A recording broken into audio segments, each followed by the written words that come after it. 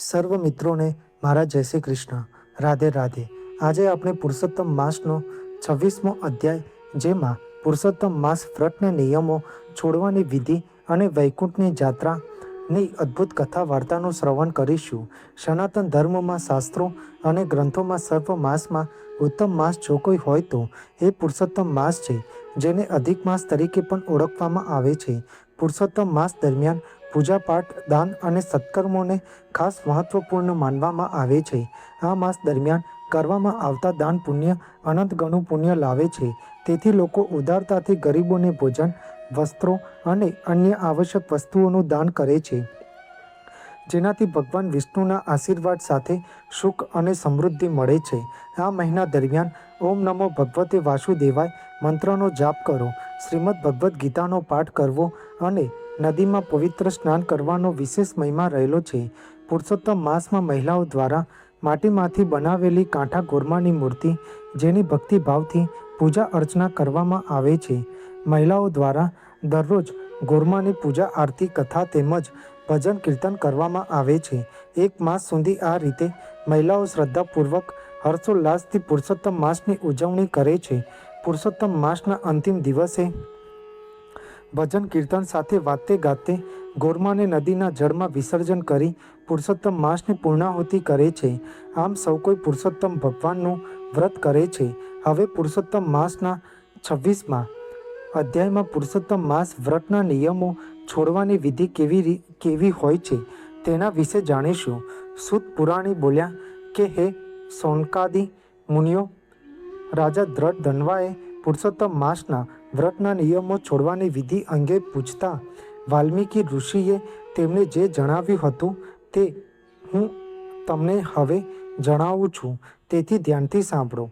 વાલ્મીકી ઋષિ બોલ્યા કે, હે રાજન, હવે હું તમને સમગ્ર પાપોનો નાશ કરવા તથા ગરુડ ધ્વજ ભગવાનને પ્રસન્ન કરવા જે નિયમો લીધા હોય તેઓનો વિધિપૂર્વક ત્યાગ કરવાનું જણાવું છું. હે રાજન, જે માણસે પુરુષોત્તમ માસમાં રાત્રે એક ટાણું કરવાનો નિયમ લીધો હોય તેણે બ્રાહ્મણને જમાડવા અને પછી નિયમ છોડવો. જેણે આખો મહિનો વ્રત કરી દૂધ છોડ્યું હોય તેણે દૂધનું દાન કરવું. જેણે પગરખાં ન પહેરવાનો નિયમ લીધો હોય તેણે પગરખાંનું દાન કરવું. અમાસના દિવસે ભોજન કરવાનો નિયમ લીધો હોય તેણે દક્ષિણા સાથે ગાયનું દાન કરવું. જેણે મૌન ધરવાનો નિયમ લીધો હોય તેણે ઘંટડીનું તથા સોના સાથે તેલનું દાન કરવું અને એક બ્રાહ્મણ સ્ત્રી તથા પુરુષને ઘી દૂધવાળું ઉત્તમ ભોજન કરાવવું. જે માણસે એકાંતરે ઉપવાસ વ્રત કર્યું હોય તેણે 8 કળશોનું દાન કરવું. એ બધા કળશો વસ્ત્ર સાથે તથા સોનાથી યુક્ત હોવા જોઈએ. યથાશક્તિ મુજબ માટીના કે તદ્દન સોનાના પણ આપી શકાય છે. આ ઉપરાંત ગાડાની ગોસરીમાં જોડી શકાય એવો શક્તિશાળી બળદ પણ દાનમાં આપવો. જે મનુષ્ય એક અન્નથી મલમાસને સેવે છે તે ઉત્તમ ગતિને પામે છે. અધિક માસમાં માત્ર એક વાર રાતે જમે છે તે રાજા થાય છે અને તેની સર્વ મનોકામનાઓ પૂર્ણ થાય છે, એમાં સંશય નથી. બપોરના સમયે મુનિઓ જમે છે, દિવસના પાછળના ભાગમાં પિતૃઓ ખાય છે અને આત્મજ્ઞાની તો છેક સાંજના ભોજન કરે છે. માટે તે સર્વ વેળા ઓળંગીને, એટલે કે સાયંકાળ વીત્યા પછી ભોજન કરે છે તે રાજા થાય છે. એટલું જ નહીં, પણ તેના બ્રહ્મ હત્યાદિ પાપો નાશ પામે છે. શ્રી હરિને પ્રિય એવા પુરુષોત્તમ માસમાં અડદના ન ખાવાથી મનુષ્ય સર્વ પાપોથી મુક્ત થઈ વિષ્ણુ લોકમાં જાય છે. હવે રાજન, ભક્તિથી પણ સર્વકાળે દુર્ભનો કૂચો પાસે ન રાખવો, કારણ કે તે અતિ પવિત્ર છે. કેમ કે માત્ર અમુક પવિત્ર ધર્મ ક્રિયા કરતી વખતે જ પાસે રખાય, પણ સર્વકાળે રખાય નહીં. કપિલા ગાયનું દૂધ પીવું નહીં, જનોઈ પહેરવી નહીં અને વૈદિક ક્રિયા કરવી નહીં. છતાં તે વૈદિક આજ્ઞાનો અનાદર કરી જે શૂદ્ર તે વેદોક્ત કર્મ કરે છે તે પોતાના પિતૃઓ સાથે નરકમાં ડૂબે છે. શૂદ્રે પ્રણવ મંત્રનો ઉપચાર કરવો નહીં. શૂદ્ર તો બ્રાહ્મણને માત્ર નમસ્કાર કરવાથી જ પાપમાંથી છૂટી જાય છે. આવી રીતે પુરુષોત્તમ માસનું વ્રત પરિપૂર્ણ કરવું. હે રાજન, મેં તને આ ઉત્તમ ધર્મ બતાવ્યો જે કલ્યાણકારી, પાપનાશક અને ઉત્તમ ફળ આપનાર છે. શ્રી કૃષ્ણ ભગવાનની પ્રસન્નતા કારણે આ મનોહર રહસ્યનો નિત્ય પાઠ કરવો. હે રાજન, જે મનુષ્ય આ સાંભળે છે અથવા દરરોજ આનો પાઠ કરે છે તે મનુષ્ય જ્યાં શ્રી હરિ બિરાજે છે તે શ્રેષ્ઠ લોકમાં જાય છે. શ્રી બૃહદ નારદીય પુરાણના પુરુષોત્તમ મહાત્માનો પુરુષોત્તમ માસ વ્રતના નિયમો છોડવાની વિધિ નામનો 26મો અધ્યાય સંપૂર્ણ. બોલો પુરુષોત્તમ ભગવાનની જય. હવે પુરુષોત્તમ માસમાં કહેવામાં આવતી અનેક પવિત્ર કથાઓમાં વૈકુંઠની જાત્રાની વાર્તા ખૂબ જ પ્રસિદ્ધ છે. તેથી આજે આપણે વૈકુંઠની જાત્રાની અદ્ભુત વ્રત કથાનું શ્રવણ કરીશું. નદી કિનારે રળિયામણું એક ગામ હતું. તેમાં એક પટેલ રહેતા હતા. પટેલને 4 દીકરા હતા. પટેલ ચારેય દીકરાઓને પરણાવ્યા હતા. 5 વર્ષ થયા ને પટલાણીનું અવસાન થયું. દીકરાઓ ખેતી કરે, વહુઓ ઘરકામ કરે અને પટેલ આખો દિવસ ઘરની બહાર આંગણે ખાટલે બેઠા બેઠા પ્રભુનું નામ સ્મરણ કર્યા કરે. કોઈ મહેમાન આવે તો તેનું સ્વાગત કરે, યથાશક્તિ દાન પુણ્ય કરે. કોઈ ભૂખ્યું આવે તો તેને ભોજન આપે. સાથે સાથે ઘરનું ધ્યાન પણ રાખતા હતા. પટેલ સ્વભાવે સાવ ભોળા હતા. તેઓના મનમાં ક્યારેય કપટ નહોતું. એવામાં પુરુષોત્તમ માસ આવ્યો. પટેલે પુરુષોત્તમ માસનું વ્રત કર્યું. તેઓ સવારે પ્રાતઃકાળે ઉઠી નદીએ સ્નાન કરવા જાય. ત્યાં કાંઠા ઘોરમાની પૂજા કરતા, કથા વાર્તા સાંભળતા અને ત્યાં બ્રાહ્મણોને યથાશક્તિ દાન દક્ષિણા આપી ઘરે આવતા. તેઓ એકટાણું કરી પુરુષોત્તમ ભગવાનનો પૂજા પાઠ અને ભગવાનનું સ્મરણ કરતા હતા. કહેવાય છે કે ભોળાના ભગવાન હોય એ મુજબ એક દિવસ પુરુષોત્તમ ભગવાન પટેલની અપૂર્વ ભક્તિથી પ્રસન્ન થઈ તેમના આંગણે ભિખારીના રૂપે આવ્યા. પોતાને ત્યાં આવેલ ભિખારીને જોઈને પટેલે ઊભા થઈ ચોકમાં ઘઉંનો ઢગલો પડ્યો હતો તેમાંથી એક સુપડું ભરીને ઘઉં આપવા લાગ્યા. ત્યારે ભિખારી કહે છે કે ઘઉં જ આપવા હોય તો આખો ઢગલો પડ્યો છે તે જ આપી દો. ત્યારે પટેલ પણ પાછા પડે તેવા ન હતા. તેઓ બોલ્યા કે જા ભાઈ, આ આખો ઢગલો તારો, તું કહે ત્યાં ગાડામાં ભરીને પહોંચાડી દઉં.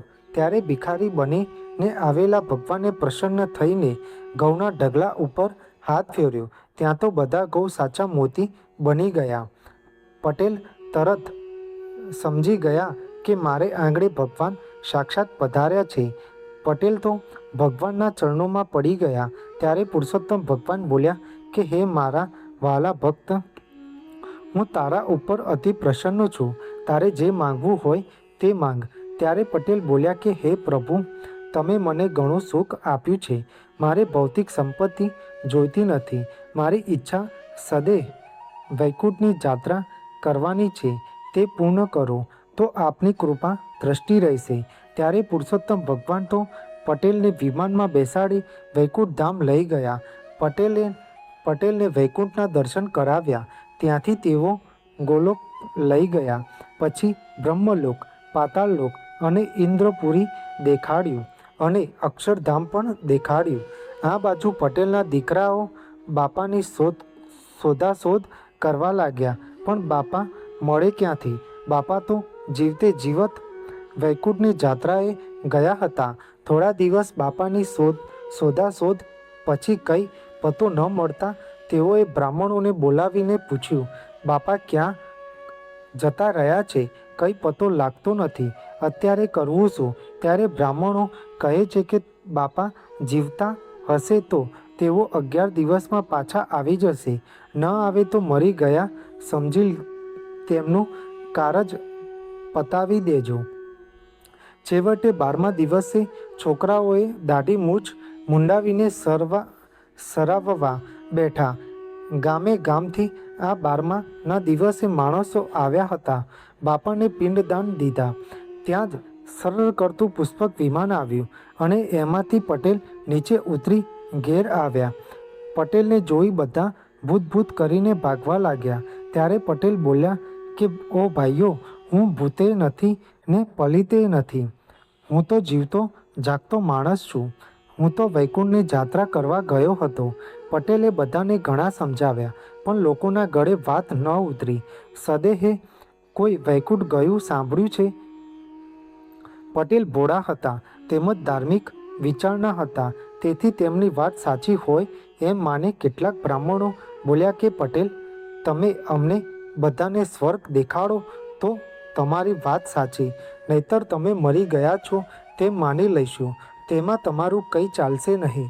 પટેલ તો પુરુષોત્તમ ભગવાનને પ્રાર્થના કરવા લાગ્યા, હે પુરુષોત્તમ ભગવાન, મારી લાજ તમારા હાથમાં છે.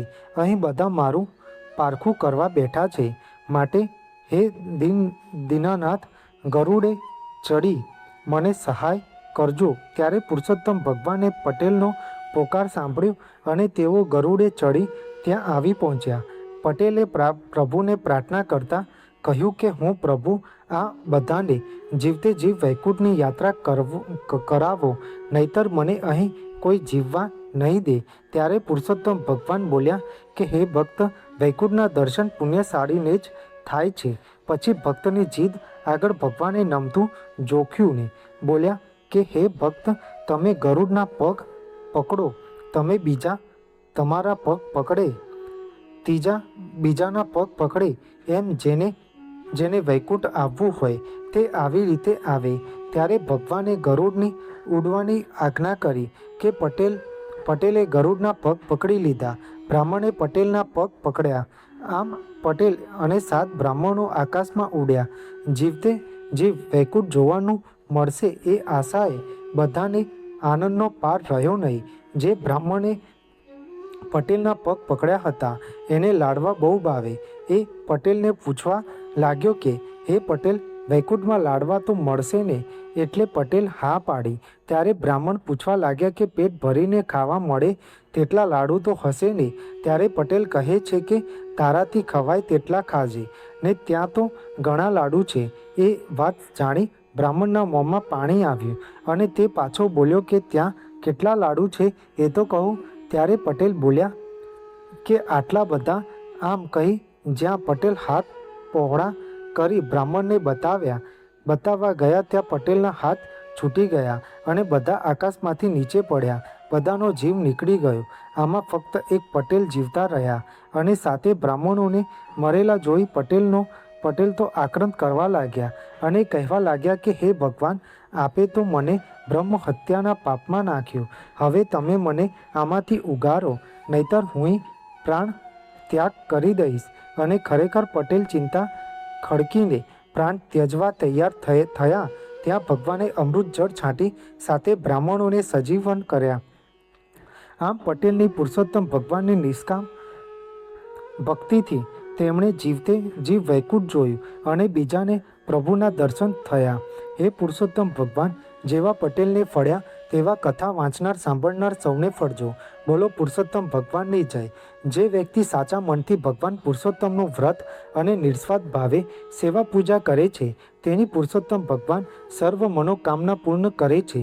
તમને મારી આ માહિતી સારી લાગી હોય અને કંઈક નવું જાણવા મળ્યું હોય તો મારી ચેનલને લાઇક, શેર, કોમેન્ટ, સબસ્ક્રાઈબ કરજો, જેથી તમને મારા નવા વિડીયોની માહિતી મળતી રહે. સર્વને મારા જય સ્વામિનારાયણ અને હર હર મહાદેવ.